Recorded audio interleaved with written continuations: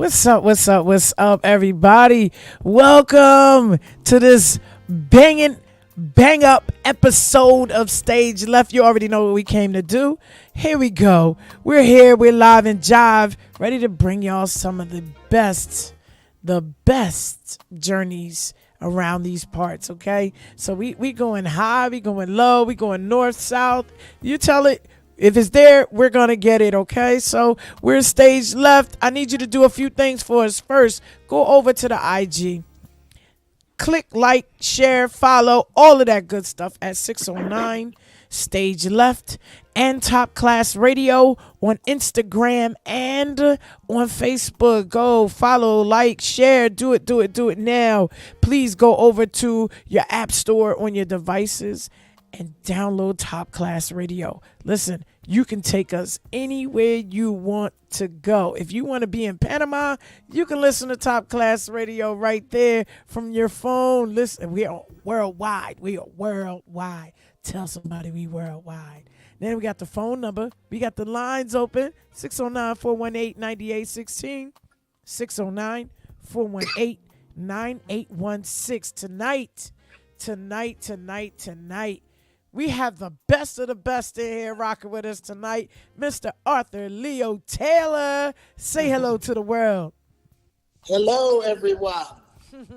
Listen, Mr. Taylor is by far one of my favorites not just because he's an actor, not because he's a screenwriter, not because he's a playwright, but because he really goes hard for the culture, because he's authentically himself. I think the first time that I met Mr. Taylor, I was hosting the Miss Pleasantville pageant.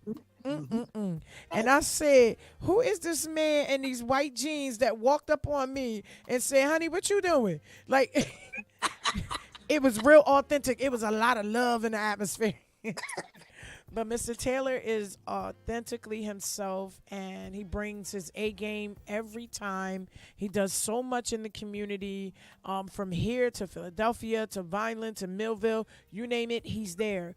And he's always in 100%, all the way in for the culture, for Black history, for Black arts, for Black education, Black knowledge. An educator he is, an actor, again, like he's done it all. And I'm grateful that he's here with us tonight. I'm going to read a little bit of his bio, and then I'm going to let him introduce himself to the world.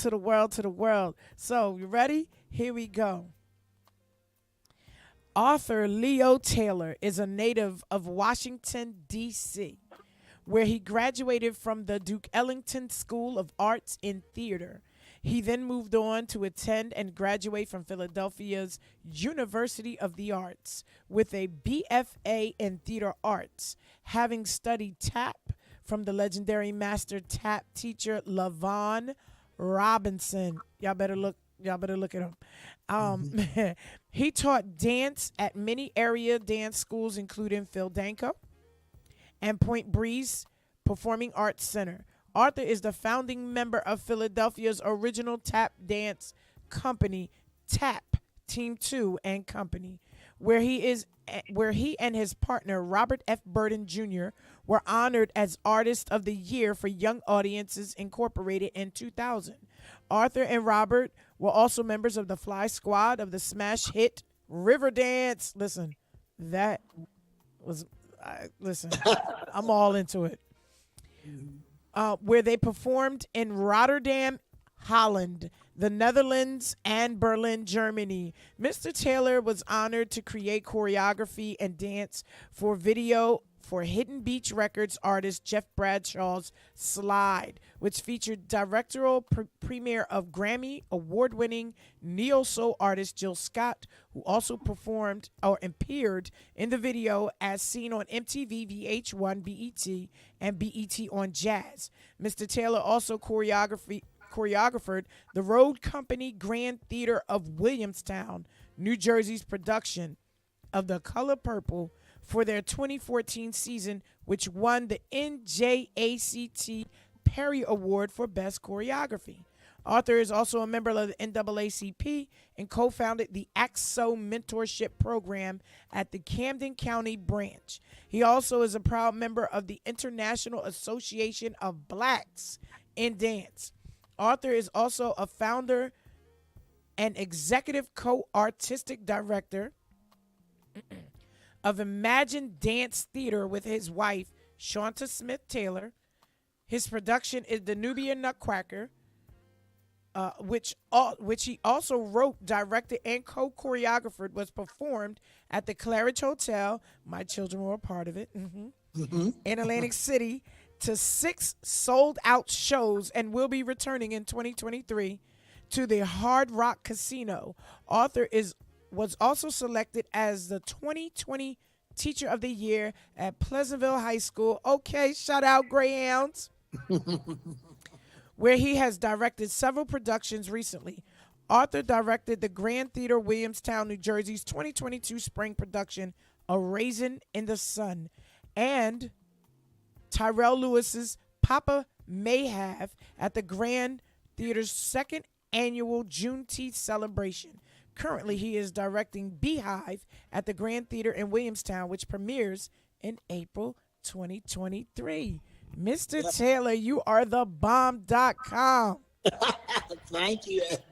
Listen, I just want to tell you how humble I am to even be a part of all of your great action productions, NAACP, the Nubian Nutcracker, you name it. I'm glad to have been able to be there to witness and to be a part of some of the most, some of your most authentic thank you works. For, being an audience member coming out to check out the work, because live theater and all of that is back now, and we are happy about that. And we're glad. So tell us a little bit about what it is that keeps you going in theater arts. Well, it all started with my training at Ellington. From the minute I entered the doors there, I knew that I was at a special place. I graduated from Ellington after being there for 3 years. Wow. I graduated the year before Dave Chappelle arrived. Wow.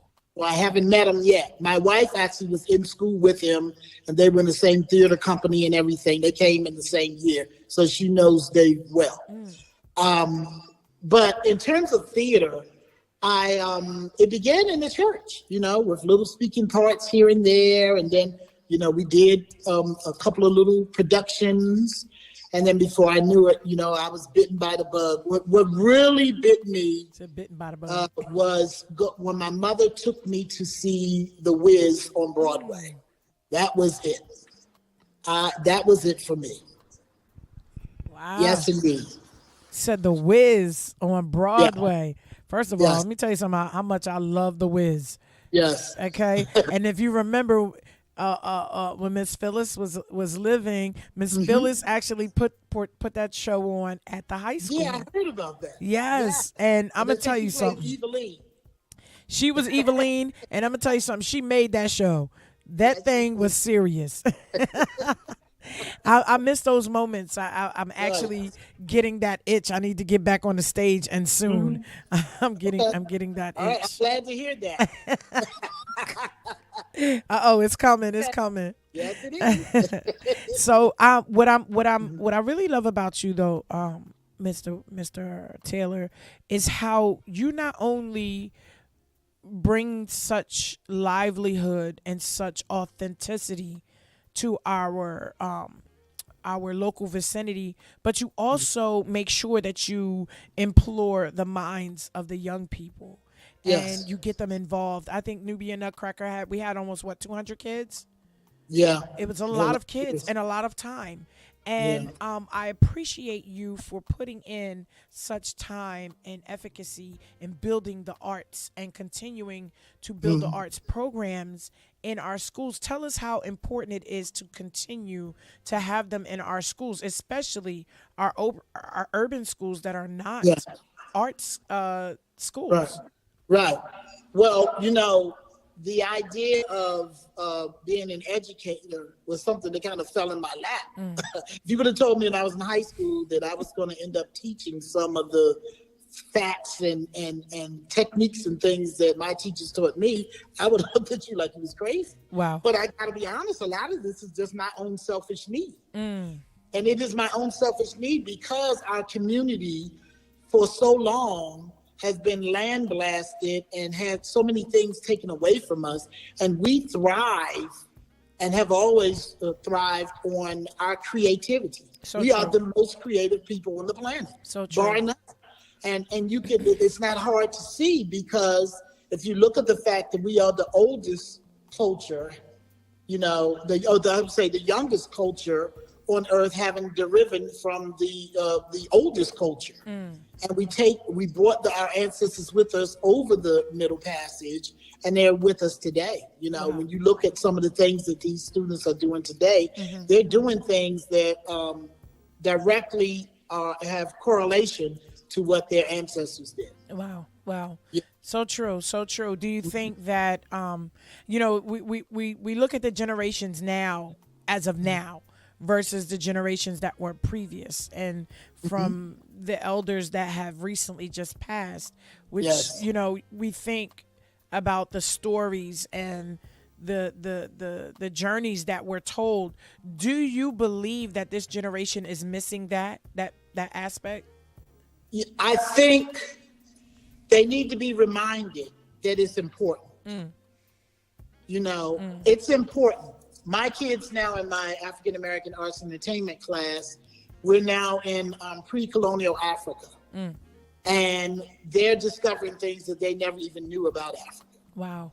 And so in my dance classes now, just wrapped up today, there are projects on Black ballerinas. Wow. And today, I ended with the whole discussion about were it not for these people that came along like Arthur Mitchell and Janet Collins and Virginia Johnson, we would not have Misty Copeland, right? Raven Simone. We wouldn't have Misty Copeland, who was the first African-American ballerina to dance with American Ballet Theater in New York. And that is huge. That is very huge. I used to say to my mom when we were kids, like, Mom, I don't see anybody that looks like us. Right. And we did ballerina, we did ballet and tap and jazz with Priscilla Graves when we were kids. And it was just no one that really looked like us that was doing it. And it just, I always loved ballet, and it was a shocker. It was, okay, so Arthur Mitchell started the Dance Theater Harlem after he learned of the death of Dr. King. And he was traumatized by that, to the point where he didn't take his plane to Brazil because he had to do something in his community. Wow. So he and Cicely Tyson, there's a famous story about how he rang Cicely Tyson's phone like 3:00 in the morning. She got together with him on her living room floor with Brock Peters, and they decided that what they wanted to do was create the Dance Theater Harlem. Wow. Now, when you look at theater in the Black community, we have always had a bit of a struggle in terms of getting our stories told. So somebody like a John Allen, who was one of my mentors that created Freedom Theater in Philadelphia, the stories are famous about how he started in one room and gradually, built the theater up to the point where they have like a 200, 300 seat theater now and are able to do things that need to be done. Even after some turmoil that occurred. Wow. These students nowadays, what I want to impart to them is how important it is to understand the history of who we are as a people through the arts. So I teach a class, African American Arts and Entertainment. And in that class, they when they first come in, I give them a list of 100 or like 110 people, places, and things that are uniquely African American, just to see what they know. So they'll have names in there like Michael Jackson, Jacob Lawrence, the Chitlin Circuit, the Apollo Theater, things like that. And they put a check beside it and identify what they know. If they don't know it, they just leave it blank. Wow. And I promise you, I've never had any student know more than maybe 6 or 7 on the entire list. Wow. Yeah. That's interesting. That's Yeah. interesting. And we've been saying that a lot lately. Hmm. You know how our children have there's a lack of knowledge, Hmm. especially for their culture and the Hmm. historians and the legacy that our ancestors have left. And the more that we speak on it, and we're saying, because let me just speak on me. You know, I'll tell my boys in a minute, you better go Hmm. get and let's go Google it and let's talk about it. Right. But you know, the real issue is that a lot of it is just not being acknowledged and taught. Right. You know what I mean? And Right. that we have to acknowledge that there were historians that look like you that did exactly this and invented those things. It's not Right. just the normal or regular names that you hear. And Hmm. although we respect and honor them too, there's so much more. Yeah. Wow. And they have a direct connection to these people and don't realize it. Wow. Wow. You know, when I taught in Camden, I shocked the kids when I told them about Josephine Baker, Oh. and some of them knew about her. But I said to them, "Did you know that Josephine Baker got married here in Camden, New Jersey?" Come on now. And they were like, "Excuse me." I told the mayor of Camden that. She didn't even know that. Come on now. You know, through my research, because there was a point in time when Josephine, when she was about 15, 16, lived in Philadelphia. And she met Wow. Willie Baker, her husband to be, in Philadelphia, and they could not get married in Philly. So she, because she was so young, she was 15. Wow. And they came over to Camden and they got married. Yes, and then she they was went back very to young. Philadelphia and had a reception down on South Street where his family owned a nightclub, restaurant that was right next to the Royal Theater on South Street. A lot of people don't know that story. Wow. Wow. Yeah. That's interesting. Yeah. That's interesting. Yeah, she Yeah, was you very have one of young the when she big got married. superstars. And I tell them all Yeah. the time, you may not know about these people, but those people that you look up to, they know. Oh, come on now. When Beyonce did that whole tribute for Fashion Rock to Yes. Josephine Baker when it was her 100th birthday, you know, like I said, the people you look up to, they know all about this. Oh, come on now. That's So why because they don't want to you make know? sure that they continue to portray that legacy. Absolutely. You know, we have to. We have Yeah. to. That's Yeah. very, very, very interesting. And Yeah. I think those are some of the things that, you know, as a community, we have to continue to put those kind of things in front of our children Right. and allow them to know, like, listen, they look just like you. And they're doing the exact same thing. They've done the exact same thing that you're attempting to do. And We don't have room for esoteric would you say? performances. We don't have room for esoteric performances and things like that. We have too many stories to tell. Yes. Too Yes, we do. many stories to tell Yes. of how magnificent and great our people really are. Come on now. Come on now. And one of my jobs and missions is to try to get some of these stories out. I know you that's right. And if I can't, I can at least plant a seed so somebody else might pick it up I and know run that's with right. it. Yeah, they have to do that. That's important, and I love that's one of, like I said, Mr. Taylor. That's one of the things that keeps me drawn in your direction, because I love the way you portray and build up the anticipation of the arts in our children. Yeah. And give them that light, like, okay, look, this is in front of you now, what are you going to do? And you make them accountable and responsible. Right. Like, it's not, I'm not going to do this for you, you're going to go do it, you know. And when I- you see that light bulb come on, it is magical. Yes. I live for those moments. yes. There's a moment in my class where I teach the students about the 8 stereotypes that plague African Americans on film and radio and print and everything. And whenever I get ready to open up that door, I always take a moment because it's just so magical for me. The light comes on like you wouldn't believe. Wow. They learn about the mammy, they learn about the buck, they learn about the contented Negro, they learn about the Uncle Tom, they learn about all these other stereotypes that they have witnessed. And then when they see it, they can't unsee it anymore. I know that's right.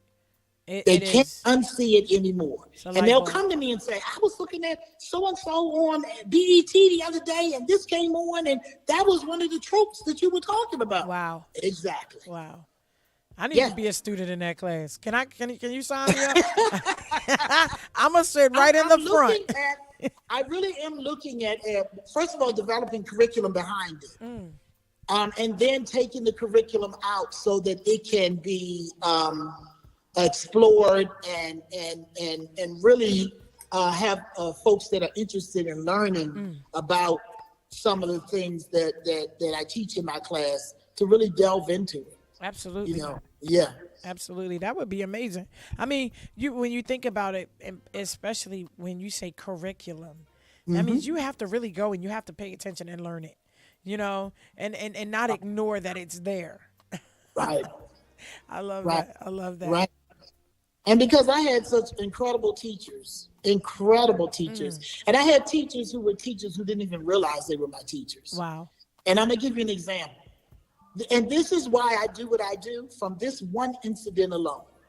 I was at Ellington and I was looking through an old yearbook. And I looked and I saw this man that, in my ignorance, I thought was a custodian or janitor or something. Wow. And I see him pointing his fingers, like directing the dancers across the floor. And I'm looking, I'm like, So we got invited to Howard because 10% of your time at Ellington you spent on Howard's campus. Wow. And all of our teachers taught at Howard. So I always consider myself a Howard alum just by default.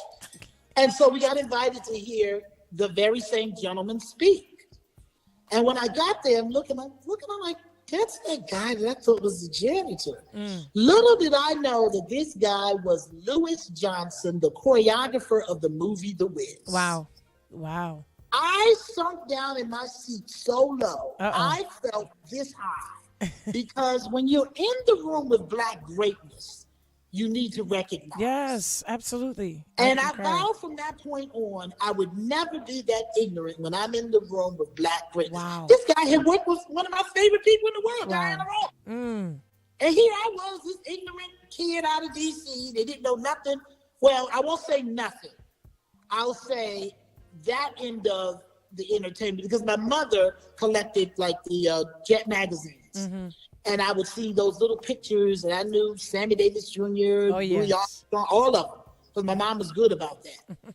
But this gentleman here I didn't know about, and I didn't know his greatness. And I never wanted to be in that position ever again. I know that's right. Yeah. I know that's right. I said the same thing when I was on stage. I had opportunity to interview some people when I was working for a small time paper in Philadelphia. Right. But I also got a chance to honor some people. And when I tell you I became a instant groupie, can I say groupie? As an artist, as a poet, and as a spoken word artist in Philadelphia at the Black Writers Museum with Amir Baraka and Sonia Sanchez. Woo! And I'm going to tell you something. It changed my perspective for everything.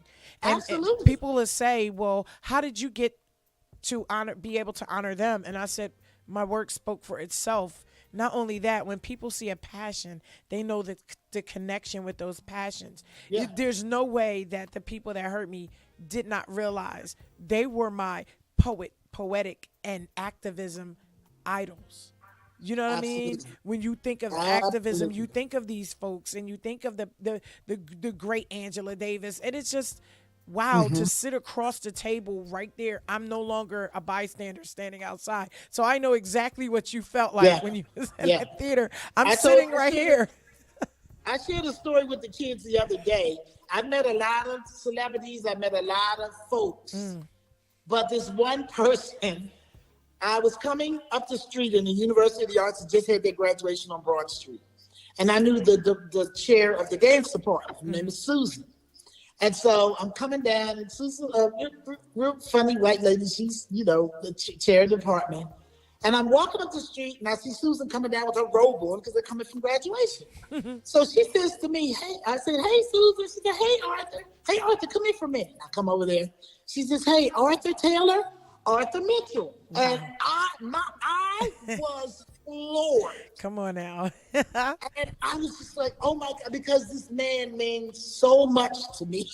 And to meet him unexpectedly like this and not even know that it was him at first, because he was standing like on the left side of her arm. And I'm just like, And Wow. all I could muster in my mouth to say was, God bless you, Right, Arthur. right. And he said, God bless you, Arthur. In the Arthur Mitchell way. God bless you, Arthur. I was telling my kids about that. And I tell them those little stories like that, those little anecdotes, because they're not that far removed from this. I know that's right. You I know, know and I that's try right. to tell them, use me as a conduit. One of the girls had to do their project on Lauren Anderson. Lauren Anderson was the first African American ballerina to dance with with a all-white ballet company in the U.S., which was in Texas. And I told them the story, how me and my tap partner went in Houston, and we're driving down the street, and we drive past this bus stop with the little thing up on it, and I see this huge picture of this black woman dressed as Cleopatra, and it says the Houston Ballet presents Cleopatra. Wow. And she was Wow. as dark as I was. I made him pull that car over. I said, whoa, pull over. And we got out, we walked back to the bus stop. I said, oh my God, you mean to tell me Houston has a black ballerina? Wow. I couldn't believe it. Right. In the And those Confederate are the State. stories that I share with them. Wow. Wow. Yeah. And those are the stories that we have to continue to Yeah. create and put out there, because I think we have some of the most gifted and talented children, Absolutely. and just a spark or a hint of that knowledge turns their wheels. You know what I mean? And I think that it's incredible Well, what when I you're walk doing. into the classroom, I never know, and I've taken this with me ever since I taught in Camden and now here in Pleasantville. You never know who you are teaching. I know that's right. I don't want to be that teacher when the cameras come back and them say, oh yeah, that's Mr. Taylor over there. But down here, Miss So-and-so really helped me out with my And so one of my students has a movie coming out, former students, has a movie coming out where he's playing George Foreman, Wow. coming out in April. His name is Chris Davis. Wow. Chris was in Judas and the Black Messiah. He was in Space Jam 2. Okay. He was also in Detroit. But this is him as a lead. Come on now. And he just left Broadway making history as the son in Death of a Salesman. He played Biff in Death of a Salesman. Wow. And that's the first all-black cast of Death of a Salesman in Broadway history. So I'm extremely proud of him. But again, he was one of my students. That's amazing. Yeah. That's amazing. I know that's But right. you never know. So I don't want to be that person. Right. Well, who inspired you? Oh, my first grade teacher. And Mr. Exactly. Taylor sitting on. I understand that. We love the babies. We love the babies. Yes, we did. Because I was inspired by a teacher. Yes, come on My now. teacher, Mr. Beasley. He was my 5th and 6th grade teacher. And God bless Mr. Beasley. I got a chance as a tap dancer to go back to the school and to perform before him. And just to have him see what he helped to produce. Because he was the first person that really identified me as an artist. Wow. When he had me read a poem in class. I'll never forget that moment and the way it made me feel. Wow. And he was a really special teacher. I have a picture of him. His name was Leroy Beasley. He was like 6-something. He had a huge afro, mutton chop, the whole 9 yards. But the brother didn't play. And he was serious about education. Wow. Yeah. So and you're telling you're in your bio, you talk about the Nubian Nutcracker and bringing it back in 2023. Where are we going to have that? Because I'm going to tell you something. That show, when I tell you, for everyone in the audience, if you did not get a chance to witness this production, you must make sure that you get tickets for the next one, because this show, the children put on every night for this show. When they were tired, you couldn't tell. When they were weary and they were upset, you could not tell. They were very professional, and the production team kept them together. I'm gonna tell you something. That was one of my favorite shows. Let me tell you, I've written a few shows, but that one is like a baby of mine because again, in my selfishness, I've always wanted to take my daughters to see a production that featured an all-black cast Wow. for the Nutcracker. And unfortunately, Dance Theater Harlem never did it. And, you know, there was a company down in Atlanta that did it, Val Ethnic. They did it. But when Phyllis approached me and said Nubian Nutcracker, I said to her, you had me at Nubian. Right. And so we looked around for a script or something, and there was none. Wow. And I said, oh, okay, that means I'm going to have to write it. Wow. And so what I decided to do was to take those festivals and those carnivals and those large events that we celebrate in our community, and take out the Russian, the Chinese, and the what else is in the Russian, Chinese, and some whatever the other cultures are, and put in our cultures, which are Jamaican, Brazilian, you know, and go down that right down to New Orleans, all of that down there, and put that into it and make it ours. Everybody knows what it means to go to my mom's house on Christmas Day. And she got a present for you, and all your cousins are there, and yada yada yada. So it was really easy to do, just to bring all of that to the stage from an African American standpoint. And since I'm African American and have experienced that, there's that. Come on now. So to get that together and to really push to make it happen, I wanted it to become a staple, so that it's something that could be done every year. Yeah. And so that may very well be a possibility, remounting it, getting it back upon its feet, and what have you like that, making sure that everything that comes along with it is kept the way that it should be kept. Wow. That was amazing. I really loved that production. And like I said, the children, they put on every night 6 sold out crowds, 6 sold out shows. And that was, you know, for people during the holiday that's always looking for something, you know, to do something different. That was our different, you know. People spend more money during the Christmas month on the arts than any other time of year. Most people don't know. Wow. And that's the reason why. Some people do. That's why Pennsylvania Ballet keeps doing the Nutcracker. That's why Elion Dance Theater in Philly does Carols in Color, because they're hip to this. That's a big money-making time, not only for these commercial stores and things like that, but for the arts. You're more likely to hear a band play during the month of December than any other time of the year. Wow. Wow. Yeah. And that's the best part. Can we go dance? Can we listen to some music? So tell us about The Color Purple.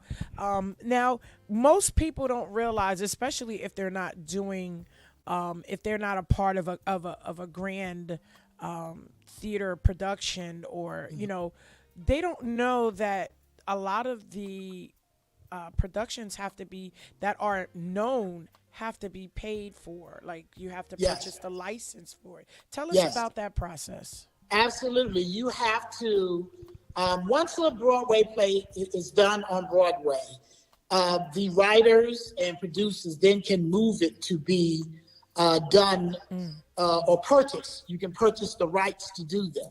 And generally the purchasing rights can be anywhere from free. Very rarely is it free, but it can be free, up to like $3,000, $4,000, $5,000, $6,000. Also, they weigh in the house that you're going to be in terms of this, how many tickets are going to be sold, how many times you're going to do it, different things like that. Now, something like when Dreamgirls, the movie, came out, what the producers did is they went into the folks that are in charge of leasing that property, and they paid for it. So for a whole year, you could do Dreamgirls for free. Wow. Because they looked at it like it was going to be a promotion toward their movie. Wow. So they purchased it. I'll never forget that, because we had done it the year before. And I was like, dang, Gordon, why didn't we wait a year? We could have got it for free. But it's you cannot just go in and just do any production you want to do. You have to go through the licensing, because they will send people down, they will shut your production down, and they will sue you. Wow. Yes. Now, as far as Nubian Nutcracker, because I'm the writer, the author, and all of that, I own the rights to it. Okay. So I could, if somebody wanted to purchase it in California and do it, they could. Just give me my money. I know that's right. And so that's one of the things that I definitely want to leave behind for my girls. Okay. You know, for them to have access to that, Wow. and leave that to them because, their dad did it. They should reap the benefits from it. I know that's right. Listen, I'm Yeah. gonna tell you something. Leave that legacy. Let me say, shout out to the most beautiful young ladies, dancers, Miss Shanta. Hello, hello, hello, because they are the ultimate theater arts family. I don't know too many people that have that are theater arts families, but have everyone doing something. And the girls are beautiful dancers. I love it. I love it. I love it. And so also shout out to my queen and the three kings. We love y'all.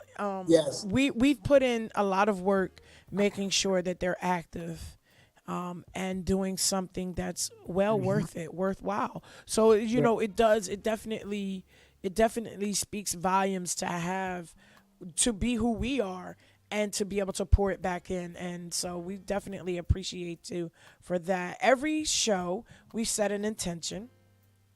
And today's intention is being intentional about your work. We appreciate you for being intentional about what you do, Mr. Taylor. Thank you. There's not another Mr. Taylor around here that will laugh with you, bust on you, and still bust your bubble and get you right for this show. So thank you for being intentional about your work and about the culture. We appreciate that. No one, especially during Kwanzaa, when I tell you, if you have never seen Mr. Taylor during Kwanzaa, y'all better get up on it, okay? That's Because my time. it's a whole production by itself. Yes. A whole production. Yes. That's my time. My I know girls that's get, right. get so Kwanzaa out every year. It's not even funny.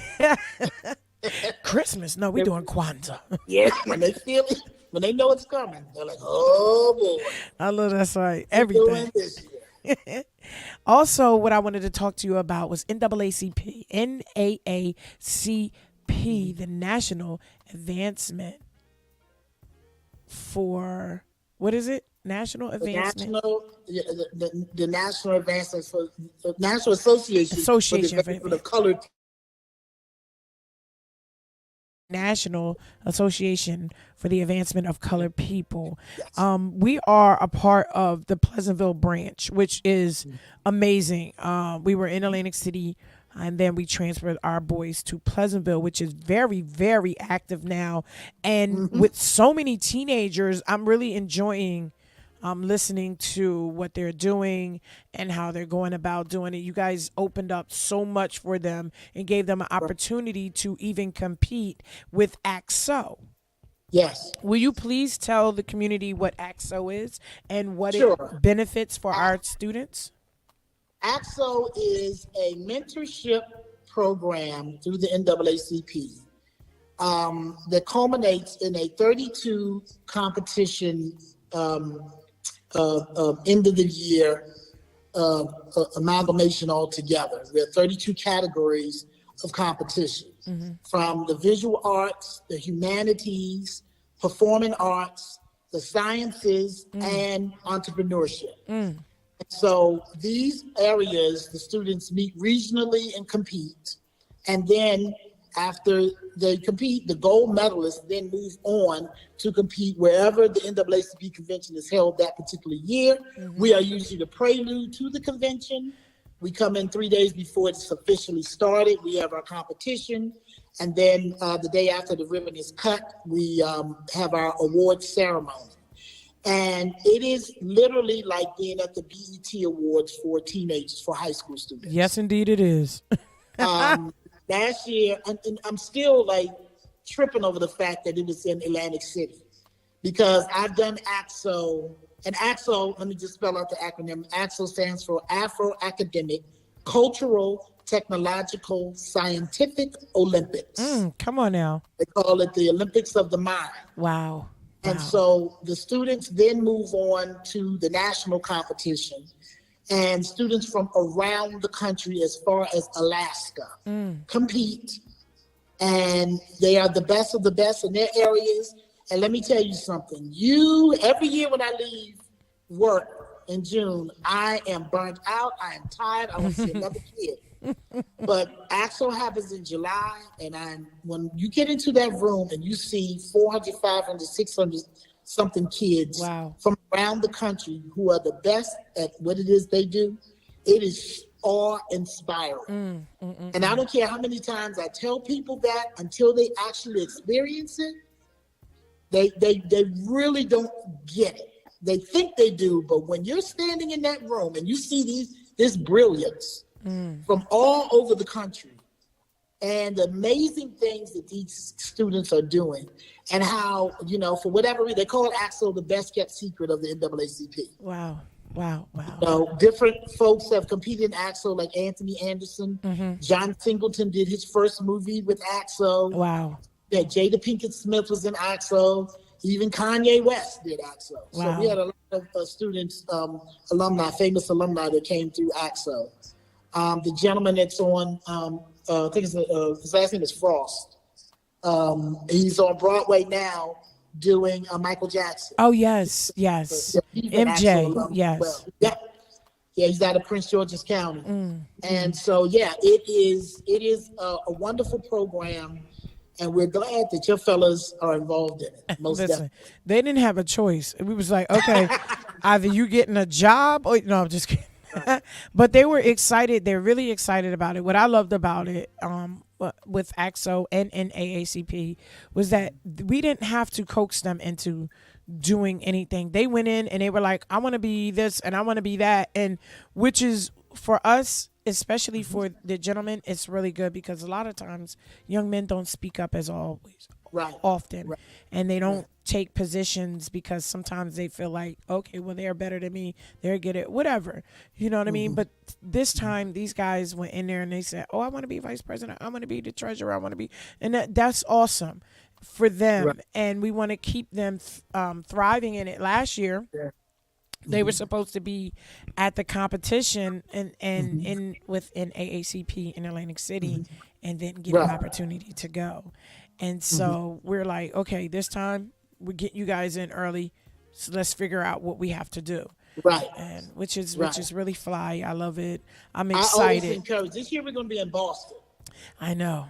And last year and that's we in were July. in Atlantic City. It was our first time back in person, because we've been virtual for the 2 years, and that had its challenges, but it still happened. The kids still got their medals.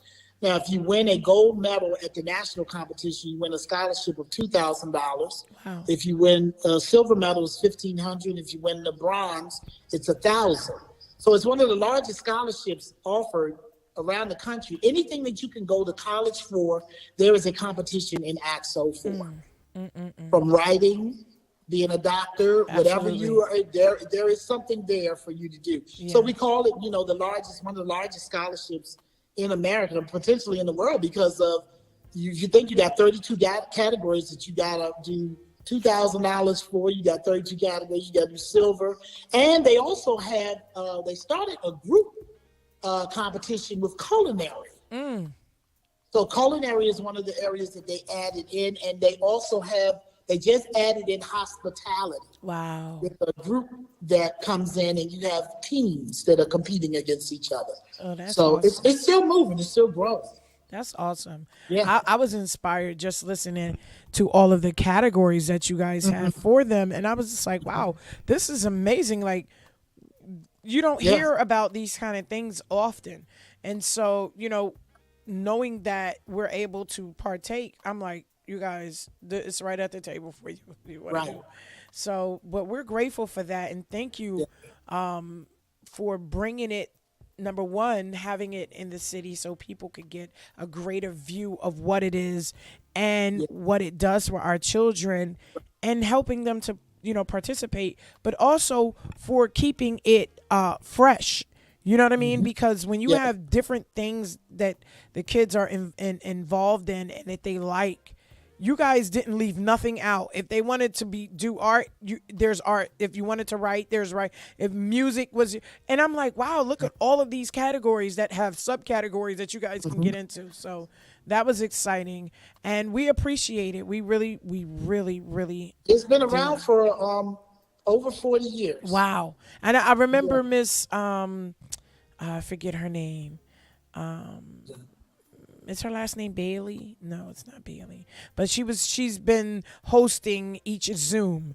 And I remember her saying that, we've been around for a while. I'm Miss like, Shavis, Cheryl Shavis. yes, yes.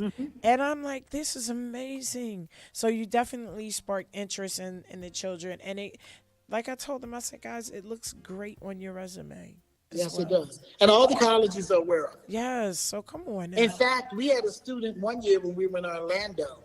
He got accepted into Berkeley. Oh, wow. And that year they had a college fair like we had last year. And Berkeley was there. And he walked up to the Berkeley table and he said, "Oh, Berkeley's here. I'm going to Berkeley in September." The guy said, "You are?" So he said, "Yeah." He got on the phone and he called up somebody at Berkeley. And just because this kid walked up to the table, he got another $3,000 added to his Oh, scholarship. that's awesome. See, come Yeah. on now. Just never know you in the right place at the right time. Right. Right. Oh man! So what we would like you to do, because we're coming to our end, and we Yes. again thank you. We appreciate you for accepting the invitation and for No coming problem. on and giving out so much information. I hope you all out there in the audience had your notebook and your pens and your pencils and took great notes, because Mr. Taylor gave you some information today. And we want you to act upon it. We want you to send your kids to the NAACP, sign them up, make sure that they're involved in their communities, and ask about being a part of Act So. Because Yes. guess what? We're always looking for students and children and teenagers to be a part of their community activities and statewide. It can take you all over the world. So why not, right? Why not? And you And never I'm know who here you're going to meet. now. I'm here now at the Grand Theater in Williamstown, getting ready to start rehearsal for Beehive. I listen. My cast and folks are coming in now, so I definitely want you guys to support that. That's Yes. in Williamstown, April 21st, 2nd, 27th, all the way down to May 7th. Okay. Y'all better go ahead and put that show on. Yes. I will have Yes, my Beehive. tickets. It's a great show. I'm definitely getting my tickets. So as you guys can see, Mr. Taylor, he just doesn't stop. He leaves one place and he hops over to the next, Right. and still got time to come on for an interview. So we're not going to prolong you. We would love for you to give an encouraging word to the audience, and also let them know how they can get in contact with you. And Sure. yeah, that's And so, again, I'm Arthur Leo Taylor. I can be reached on Instagram at newbeing1. And my Facebook is Arthur Leo Taylor. I think I'm the only one on Facebook with that full name. You can reach me there. I'm always at Pleasantville High School. When I'm not there, I'm on the road. And when I'm not there, I'm here at the Grand Theater. I'm all over. All So, over. yeah. And as far as encouraging words, I would say, do not give up on our youth. Do not. They present a lot of challenges, but you have to stick with them and just conversate. Conversation is an art form that is slowly losing its spill, but we have to encourage our students to conversate, put the phone down, put the computer down, and have a conversation. I know that's right. Is beginning to be a lost art form, and we can't let it get lost. Come on now. Yes, not in our community. Conversation. Absolutely. Thank you so much, Mr. Taylor. We appreciate you. We're looking forward to the Beehive and everything you got going on. And maybe afterwards, after your next production, we'll bring you back and let you talk about all of that. And Absolutely. I'd be love to. amazing. Anytime. So, Thank you so much. oh, thank you. Everyone out there, you already know this your girl, this your big sis, Ellie LL Vintage. This has been another hot topic episode of Stage Left right here on Top Class Radio. Go follow, click like, follow, and share with the world. And go support Beehive and Mr. Arthur Leo Taylor. This is your girl. We're signing out. We love you. Peace.